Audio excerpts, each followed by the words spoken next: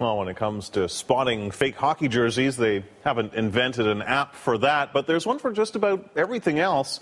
Apps are changing the way we go about our daily lives, and that in turn is changing the way some companies do business. James Murray explains.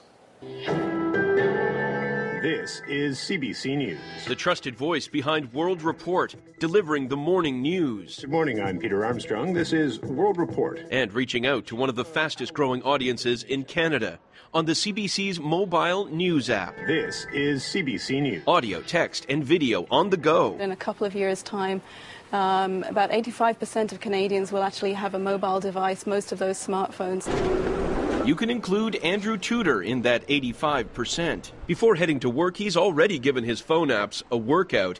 This time, it's a transit app. It lets you know the next 5 streetcars or buses that are going to come, so it allows me to sort of time when I'm going outside, which makes a big difference in the winter. All of a sudden, apps are everywhere. But the next time one of these powerful programs pops up, think about what it's replacing. Watches and clocks over here. There's a map here that will walk you from where you are right to where you want to go. Over here, there's a game of Scrabble. But what about all of those real things we used to own? What about, for instance, all of those maps? The maps are feeling the pressure.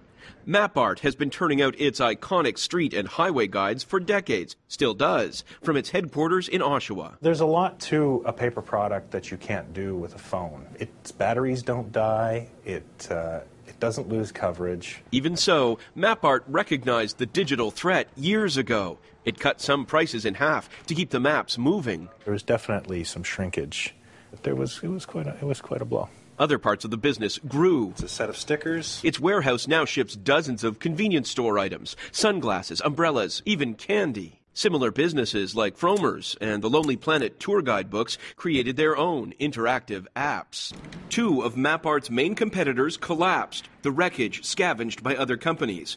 As for paper maps, the writing may be on the wall. I'm slightly concerned about the younger generation being completely dependent on digital maps and not being able to read a map. Andrew made it to work. He usually gets around by using his free map app on his phone. It's right next to the free app that replaced his $400 iPod. Low cost or no cost makes all the difference. Gary Atkins' fast-moving fingers can be heard on albums, tapes, and digital players all over the world. Now he prefers an app that costs $4.99. $4.99. Yeah. I've started the program. Dragging up drums and bass from the application's memory, he starts a song in about 2 minutes. Here's a hard rock guitar. A bit of work on his keyboard and the tune is done, ready to be emailed. Atkins says cheap apps put music in the hands of more people. Well, you can't experiment in a studio that's costing you $500 or $5,000 a day. That doesn't make any sense. But this, I can go and experiment and do different recordings.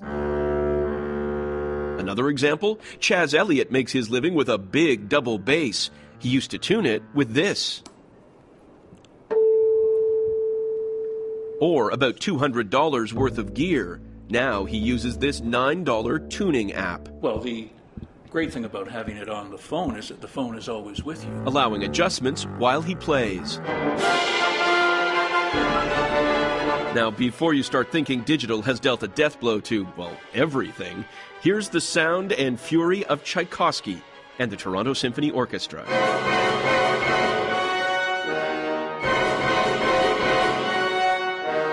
We sneak Andrew into a TSO rehearsal, and even this app lover puts down his phone and listens. James Murray, CBC News, Toronto.